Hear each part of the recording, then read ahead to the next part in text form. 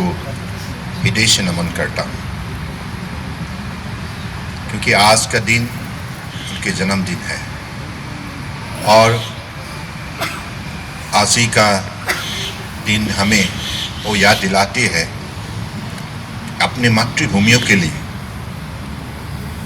कैसे एक वीरों ने संघर्ष की, लड़ाई की और मातृभूमि का स्वाभिमान विदेशी के खिलाफ लड़ते लड़ते उन्होंने सुरक्षित की है। द पर्सनालिटी ऑफ भारत और हमारे युवा देश और विदेश जहां भी कदम रखे दुनिया को महसूस होना होगा कि ये भारत का पुत्र है, सुपुत्र है। इसका पास शक्ति है, इसका पास गति है और इसका पास मनोबल है, इसका व्यक्तित्व है और दुनिया को ये शक्ति देने का काम कर सकता है।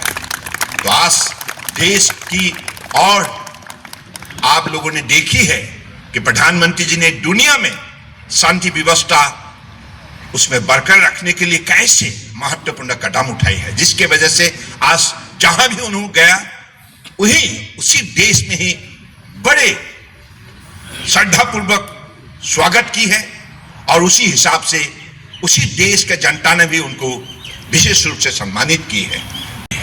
तो इसलिए इन चीजों को हमें विशेष रूप से मान्यता देना होगा। मैं असम का हूं, असमी होने के नाते मुझे गर्व महसूस होता है, भारतीय होने के नाते मुझे गर्व महसूस होता है और आज लासित बरफुकन जी ने जो भी हमें मार्गदर्शन दी है, इसके जरिए हर युवक को एक दिशा मिली है कैसे अपनी मातृभूमियों के लिए अपना सब कुछ बलिदान देने के लिए तैयार होना चाहिए। अपने मामा को कैसे उन्होंने उसी वक्त में सजा दी है। लक्ष्य एक ही था, अपनी मातृभूमि के सिलसिले में मैं किसी का साथ समझौता नहीं करूंगा। देश बड़ा है, nation first, that is the principal line of the great general Lachit Borphukan. That is what is the line of inspiration everyone should be get surged up, and also in that particular spirit of nationalism we should grow and work, and spirit and scale should be strictly maintained in our growth process। और संभावना को हम उजागर करें, अपने निष्ठा और अपने कर्मों के जरिए अपने मातृभूमियों को हम दुनिया में सबसे शक्तिशाली रूप दें। तो मुझे लगता है कि आज के दिन महावीर लासित बरफुकन जी के नाम से ही हमको प्रतिबद्ध होना होगा, प्रतिज्ञा लेना होगा कि हम कभी भी पीछे नहीं देखेंगे, हम हमेशा आगे देखेंगे। जैसे विदेशी घुसपैठियों के खिलाफ औरंगजेब का जो भी खिलाफ जो मजबूत कदम लासित बरफुकन ने उठाया, उसी हिसाब से हमें विदेशियों को अपने देश के अंदर उनकी किसी भी हालत में उनकी दखल ना दें और हम स्वाभिमान से जिए। संपदा और संभावनाओं से भरा ये भारत विश्व का सबसे मजबूत देश है।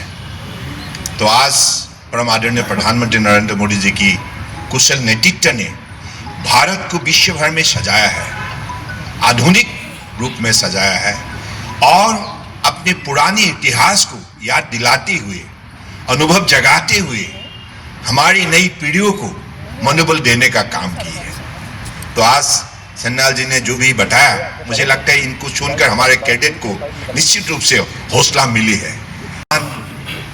वीरों की याद में आज हम सब एकत्रित हुए हैं।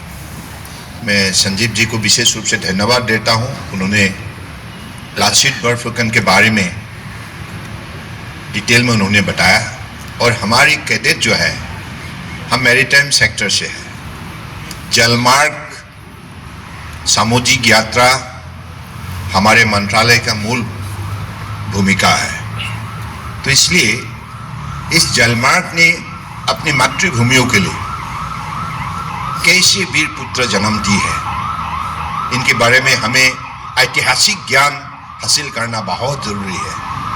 क्योंकि हिंदुस्तान, भारत हमारे ऐसा एक देश है जिस देश ने हमें विविधता का साथ साथ लोकतंत्र का एक महाभूमि उन्होंने प्रदान की है। और 1670-71.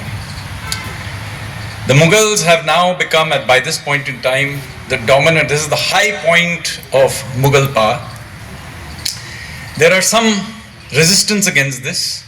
There had been resistance against the Mughals right from the beginning, whether it was the Rajputs of Mewar, the 12 Bhuiyas of Bengal, and the Bundelas under Chhatrasal. It's not that there wasn't resistance against them, but till that point, nobody had been really able to defeat them.